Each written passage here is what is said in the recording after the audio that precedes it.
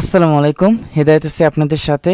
আজকের কনসেপ্টটা আপনাদের জন্য অনেক বেশি ইম্পর্টেন্ট। একজন এসইও এক্সপার্ট হিসাবে এসইও সাইলো স্ট্রাকচার সম্পর্কে আপনার কমপ্লিট একটা নলেজ থাকা দরকার। আজকের এই ক্লাসে আপনারা এসইও সাইলো স্ট্রাকচারটা ইনশাল্লাহ কমপ্লিট বুঝতে পারবেন এবং কিভাবে খুব সহজে তৈরি করবেন একটা সাইলো স্ট্রাকচার, এটাও আমি আপনাদের দেখাবো। এসইও সাইলো স্ট্রাকচারটা হচ্ছে একটা পরিকল্পিত বা পরিপাটি আইডিয়া। আপনি মনে করেন একটা নতুন বাড়ি তৈরি করবেন, বাড়ি তৈরি করার পূর্বে আপনাকে প্ল্যান মেক করতে হবে। আপনি কোথায় বাড়ি করবেন, রুমগুলো কোথায় দেবেন এবং কোন রুম থেকে একটা রুম থেকে আর একটা রুমে যেতে আপনি কোথায় দরজাগুলো দেবেন, কোন রুমটা ডাইনিং রুম বানাবেন, কোন রুমটা কিচেন রুম বানাবেন। এইরকম একটা আইডিয়া নিয়ে আমরা কিন্তু একটা বাড়ি নির্মাণ করি। এইরকম আপনি যখন একটা ওয়েবসাইট নির্মাণ করবেন, ওয়েবসাইটটা কমপ্লিট করবেন, এখানে আমাদের পরিকল্পিতভাবে আমাদের সম্পূর্ণ কাজ করাটাই হচ্ছে সাইলো স্ট্রাকচারের আওতায় পড়ে। সাইলো স্ট্রাকচারটা 100% এসইও ফ্রেন্ডলি। আপনি যদি একটা নতুন ওয়েবসাইটকে গ্রো করতে চান বা একটা ওয়েবসাইটকে খুব দ্রুত সময়ে ভালো একটা অবস্থানে নিয়ে যেতে চান, তাহলে আপনাকে অবশ্যই সাইলো স্ট্রাকচারটা মেনটেন করতে হবে। আর সাইলো স্ট্রাকচারের মাধ্যমে আপনার ওয়েবসাইটের ভিজিবিলিটি খুব দ্রুত ইনক্রিজ হবে। তাহলে আমরা বুঝতে পারলাম এই silo structure is a type of website architecture. তারপর আমাদের যেটা করতে হয়, interlink content about a specific topic. আমাদের একটা স্পেসিফিক টপিকের মধ্যে ইন্টারলিঙ্ক করতে হয়। On your website this result is clean. আপনার রেজাল্ট হবে একদম স্বচ্ছ এবং সেকশন অফ রিলেটেড কন্টেন্ট। এই জিনিসটাই আমি আপনাদের সাথে এখন আলোচনা করব। এই ইমেজটা আমরা একটু পরে দেখি। প্রথমত আপনি যদি এই ইমেজ সম্পর্কে বুঝতে পারেন, আপনার সাইলো স্ট্রাকচার সম্পর্কে কমপ্লিট একটা আইডিয়া হবে। তো আপনি ধরেন আপনার এটা হচ্ছে আপনার বাড়ি, হোম। আপনি যখন আপনার বাড়িতে প্রবেশ করবেন, আপনি এমনভাবে বাড়িটা তৈরি করলেন যেখানে আপনি সরাসরি লিভিং রুমে যেতে পারবেন এবং আপনি ডাইনিং রুমে যেতে পারবেন। এরকম হয়, স্বাভাবিকভাবে এরকমই হয়। এখানে দুইটা সেকশন দুই রকম, একটা হচ্ছে লিভিং রুম আর একটা হচ্ছে ডাইনিং রুম। আপনি লিভিং রুম থেকে আর একটা রুম করলেন অথবা আর একটা সেকশন করলেন যেখানে সোফা আছে বা আর একটা কফি টেবল আছে। তো এখানে ডাইনিং রুম থেকে আপনি ডাইনিং টেবল এবং ডাইনিং চেয়ার এখানে আলাদা একটা সেকশন করলেন, অথবা দুইটা আপনি মনে করেন দুইটা সেকশনে দুইটা রুম বা ডাইনিং রুম থেকে আলাদা দুইটা রুম আছে, এরকম আপনি ধরতে পারেন। এখন আপনি যদি মনে করেন যদি আমি এই কফি টেবল বা এই রুম থেকে আমি ডাইনিং রুমে বা ডাইনিং টেবল রুমে আমি চলে যাব, এখন আপনাকে কি করতে হবে? আপনি কিন্তু সরাসরি যেতে পারছেন না, আপনাকে আবার যেতে হবে কোথায়? ফিরে যেতে হবে লিভিং রুমে। লিভিং রুম থেকে আপনাকে ওই আবার হোমে যেতে হবে, ওই জায়গাতেই যেতে হবে, তারপর ডাইনিং রুমে যেতে হবে। ডাইনিং রুমে যাওয়ার পর এখানে আপনার ডাইনিং টেবল ওই সেকশন বা ওই রুমে আপনাকে যেতে হবে। এখন আপনি বলতে পারেন এর সাথে ওয়েবসাইটের সম্পর্কটা কি? দেখেন, আমরা যখন একজন ভিজিটর হিসেবে কোনো একটা ওয়েবসাইটে যাই, প্রথমত যাওয়ার পর কোনো একটা পেজে প্রবেশ করি। প্রথমত যেটা মেইন ক্যাটাগরি থাকে, কোনো একটা পেজে প্রবেশ করি। প্রবেশ করার পর মনে করেন একটা পেজ থেকে আমরা মেইন ক্যাটাগরিতে গেলাম, মেইন ক্যাটাগরি পেজ থেকে অন্য একটা পেজে গেলাম। এখন যদি অন্য একটা ক্যাটাগরির পেজ আছে, যেমন এখানে যদি আমার এইরকম প্রয়োজন হয় যে আমি আমার এই কন্টেন্টটা পড়ে এর সাথে রিলেটেড কন্টেন্ট আর একটা আছে যেখানে আমার এই জায়গাতে যেতে হবে। এই জায়গাতে যাওয়ার জন্য আমাকে কি করতে হবে? এই পেজ থেকে আমাকে আবার ব্যাক করতে হবে, এখান থেকে আবার ব্যাগে হোম পেজে যেতে হবে, হোম পেজ থেকে আবার আমার এখানে আসতে হবে, এখান থেকে আবার আমার এখানে আসতে হবে। এতে করে একটা ওয়েবসাইটের বাউন্স রেট বেড়ে যায়। আর একটা ওয়েবসাইটের যখন বাউন্স রেটটা বেড়ে যায়, এটা কখনোই ভালো হয় না। কারণ এসইওতে আপনার বাউন্স রেট বলতে এটা বোঝায়, গুগল এটাকে কাউন্ট করে যে আপনি একটা পেজে যাওয়ার পর, একটা কন্টেন্টে যাওয়ার পর আপনি কতটুকু টাইমটা স্পেন্ড করতেছেন। যদি আপনি বা আপনার ভিজিটররা বেশি টাইম স্পেন্ড করে, এখান থেকে গুগল বুঝতে পারে এটা ইনফরমেটিভ কন্টেন্ট। বাট আপনি যখন একটা পেজ থেকে আপনি ব্যাক করলেন, আবার এই পেজে আসলেন, আপনার এই পেজটা কিন্তু পড়ার কোনো প্রয়োজন নাই, কারণ আপনি এই পেজে যেতে চাচ্ছেন। এই জন্য আপনি আবার এখান থেকে ব্যাক করলেন। প্রত্যেকটা পেজের বাউন্স রেটটা বেড়ে যায় বা টাইম স্পেন্টের যে বিষয়টা, এটা অনেকটা লো হয়ে যায়।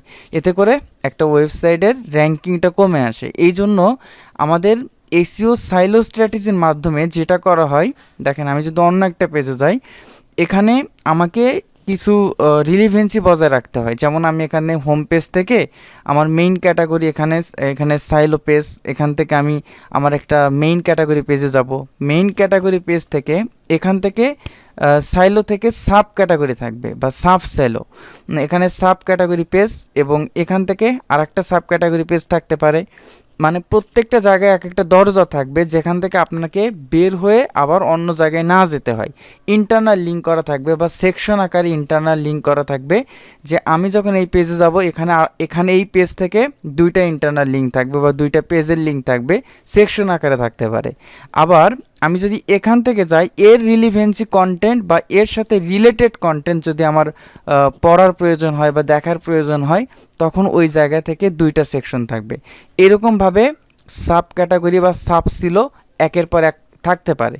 তো আমি যদি আরেকটা ইমেজে যাই, দেখেন এটাও সেম, এখান থেকে হোম পেজ থেকে এটা হচ্ছে সাইলোস পেজ বা ক্যাটাগরি মেইন পেজ, এখান থেকে সাব ক্যাটাগরি পেজ থেকে আপনি আবার এখান থেকে বিভিন্ন পোস্টে যেতে পারেন।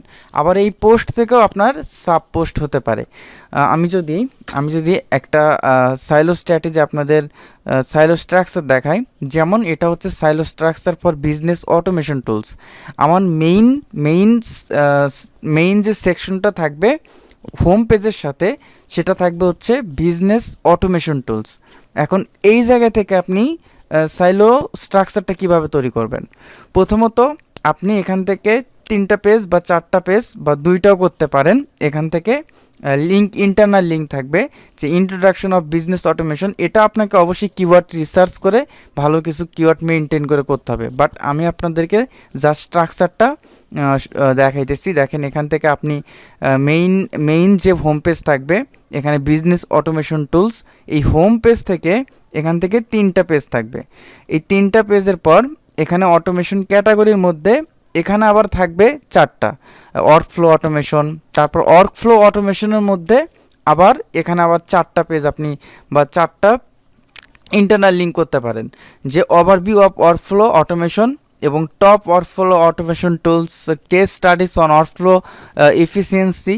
এখানে যেটা হবে, কারো যদি এই ওয়ার্কফ্লো অটোমেশন সম্পর্কে জানার প্রয়োজন হয়, আপনার এই পেজটাতে প্রবেশ করার পর যখন তার ওভারভিউ অফ ওয়ার্কফ্লো অটোমেশন এখানে যাওয়ার প্রয়োজন হয়, সে এখান থেকে এখানে প্রবেশ করবে, এখান থেকে এখানে প্রবেশ করবে, বাট তাকে ঘুরে আবার এই পেজে আসতে হচ্ছে না।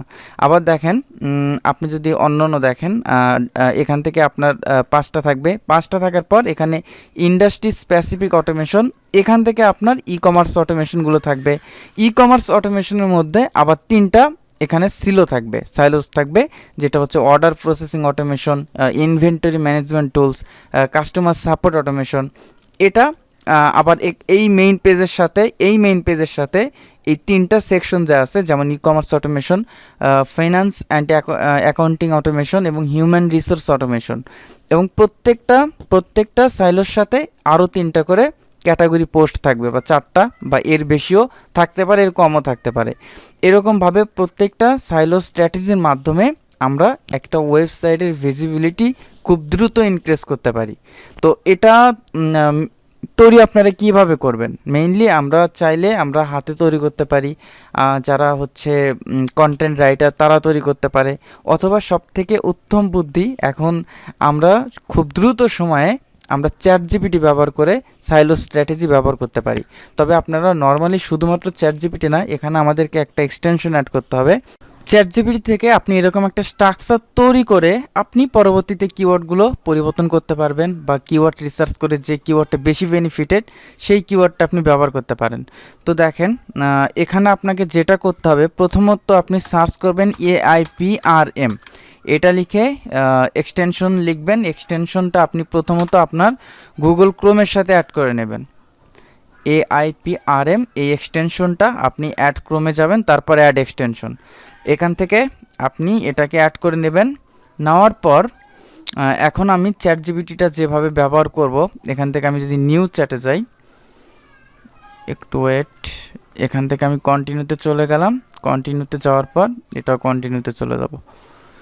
তো এখানে আমার এখানে আমার চ্যাট জিপিটির কিছু প্রম্পট আসবে, এখান থেকে আমি সিলেক্ট করতে পারবো সাইলোটা। এখানে নেক্সটে চলে যাব। নেক্সটে যাওয়ার পর ওকে, এখানে আছে, কোথাও আছে, তো বুস্ট পোস্ট, আচ্ছা, পাইথন প্রো, এখানে chat GPT will be your social media, এটা না, ইটস এসইও, দেখেন এই যে সাইলো স্ট্রাকচার। তো এখানে আপনি লিখতে পারেন জাস্ট নিট সাইলো স্ট্রাকচার।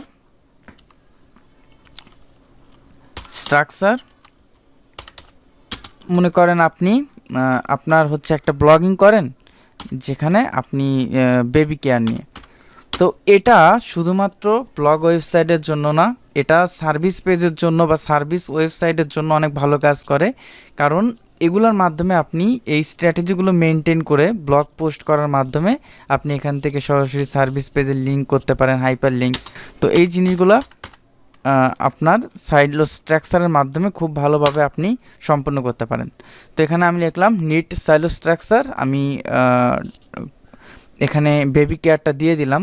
দেওয়ার পর এখানে আমার সাইলো স্ট্রাকচারটা চ্যাট জিপিটি তৈরি করে দিচ্ছে। বাট এখানে আপনার কিওয়ার্ড অবশ্যই চেঞ্জ করতে হবে। এখানে হোম পেজ থেকে আমাদের কয়টা হবে, ইন্ট্রোডাকশন টু বেবি কেয়ার এবং হচ্ছে ফিচার প্রোডাক্টস যদি থাকে এরকম, এখান থেকে 2টা থাকবে, এখান থেকে 2টা থাকবে। তারপর দেখেন এখানে বেবি সেফটি থেকে থাকবে কতগুলো পেজ, বা এখানে কয়টা সেকশন থাকবে, 3টার মধ্যে এরকম 2টা থাকবে। তো এইভাবে আপনারা যদি সাইলো স্ট্রাকচার মেনটেন করেন একটা নতুন ওয়েবসাইটের জন্য, বিশেষ করে যারা ব্লগিং করেন তাদের জন্য খুব ভালো একটা রেজাল্ট আসবে। ওকে, আমি আশা করি সবাই বুঝতে পারছেন। তারপর যদি কোনো প্রবলেম থাকে আমাকে কমেন্টে জানাবেন। সবাই ভালো থাকবেন, সুস্থ থাকবেন। আসসালামু আলাইকুম।